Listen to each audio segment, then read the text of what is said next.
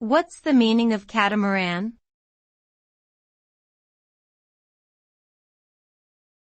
Catamaran.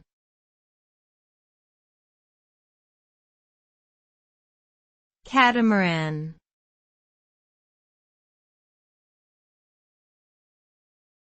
Catamaran.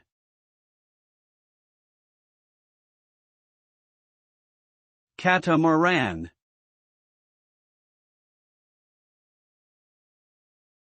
A catamaran is a type of boat that has two parallel hulls instead of one, connected by a frame.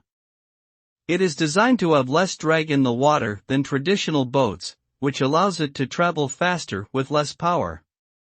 Due to its stability and speed advantages, catamarans are often used for racing, cruising, and day trips.